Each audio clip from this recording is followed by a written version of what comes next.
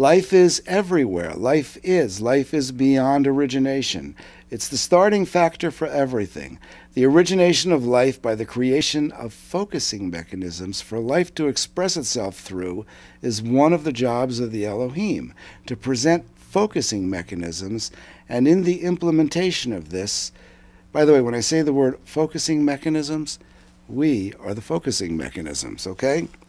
Through the implementation of this, we became adept at mathematics, geometrics, and rearrangement of intentions within the mathematical shapes, which then allow for the focusing mechanisms of life. The intentions, once originated into the dharma of receptive life, continues in a geometric focusing state, allowing for life forms to express themselves through this multifaceted arrangement of geometric intentions.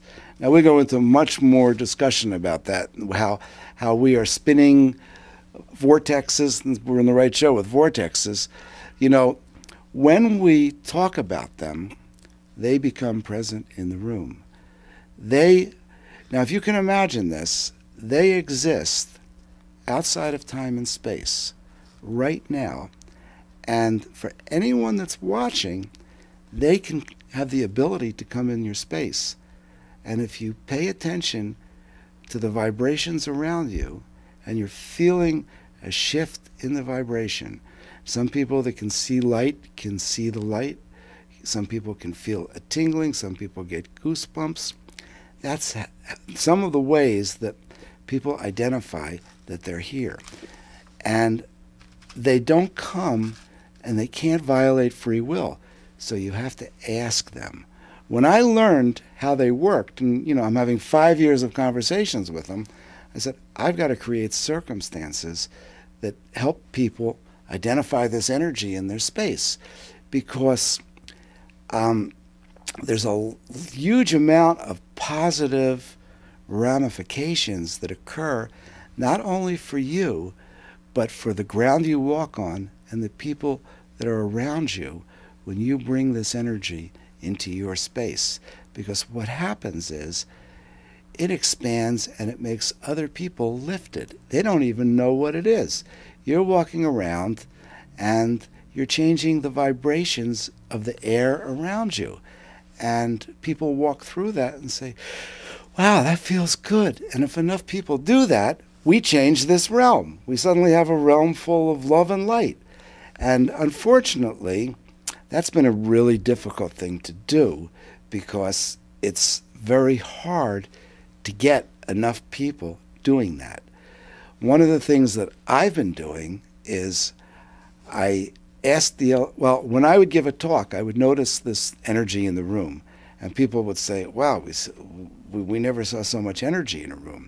And even when I was having a bad day, I would get up depressed. I said, I don't want to face people today. Every time, boom, they're in the room. And they said that was them. They say they're just tracking me because I've had enough conversations with them that they're using me to bring the energy into the space. So I said, geez, I can do this in a room, but I can't travel everywhere, and there's people all over the place that would like this experience. I said, if I do a conference call on the telephone and I invite other people, could you come into their space, even if they were in anywhere? And they said they could. And so we started doing that. Now, every night of the week, I have a conference call. People are having miracles. They're having this experience. They're changing their lives. And the thing about it is, this is just another moment of all creation. Right now, while you guys are watching TV, they can be in your space. I'm reading their words. Listen how they describe this. And while I'm describing this, imagine that there is a light in your space. Imagine, you can shut your eyes, and you may notice around your third eye, the top of your head, a tingling. And just imagine that that's an intelligence that's beaming into your space. You don't have to be scared of it. They will not violate your free will. And you can actually make a relationship with it. And this intelligence is made up of billions of individual souls that are operating as a team outside of time, and they want to evolve this realm. There's nothing they want more than to lift your vibration, but you have to ask for it.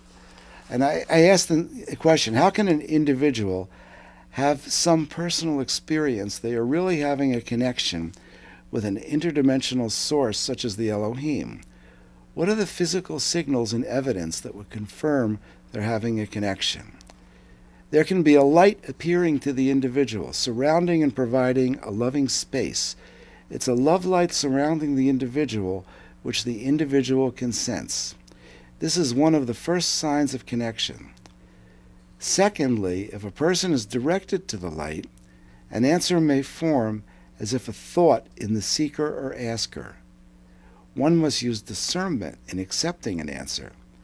If the answer does not fit your question or fit your recognition of what is right, you may have been contacted by a negative source which has intercepted the connection line. Do not pursue this, but reset and reconnect to the high source. The thought will have a resonance within you of correctness. Do not accept an answer unless it resonates as a correct and informative answer. Now, you know, I'm going to share something with you, and I'm just going to give you guys a litmus test. Right now, we have been talking, and of course, people that watch television are used to entertainment. And, you know, but we are not entertaining you. They are entertaining you. We're just sitting here, and they're there. And those of you that are sensitive to the energy, if I stop talking, you will notice that the energy doesn't go away. In entertainment, when somebody stops entertaining, there's always an embarrassing pause, because that's coming from the person's personal self. In spiritual connection, the energy continues even when nobody is saying anything. So just let's take a moment and see if you guys can just feel that flow.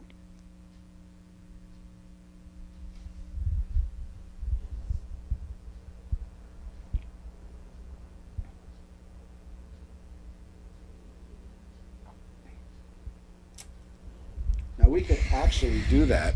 So I just wanted to wrap it up here. Okay. I am so sorry that our show is over again. The time is out, but it could be visible that I already did while you was talking, and I could very well listen. And I already learned from Terry, amazingly, what she told me, and I received exactly the same. The heat came up on my right side. And I didn't have a question because I listened, but I thought, my gosh, it really could come. And I sensed it, and I sensed exactly what you're saying we should or could maybe experience. It works. I am the evidence, and this is not so hard. So please, please, stop always for a moment in your life, occasionally or whenever, when you're angry especially, and try to create that love around you, that call in that source, and just close your eyes and stop, and don't be angry, and forgive the others and understand them that they have a bad moment as well. Thank you so much for watching our show, and thank you for Wynn and Terry, and we meet next week again. Wynn is hot to come to us again. He is an angel, and yeah, that's the idea. There's this voice that we've been talking about that's coming in as love light energy. We're going to let them have a voice when you can hear what they actually sound like when they talk through somebody. So don't miss us. Definitely. Thank you so much.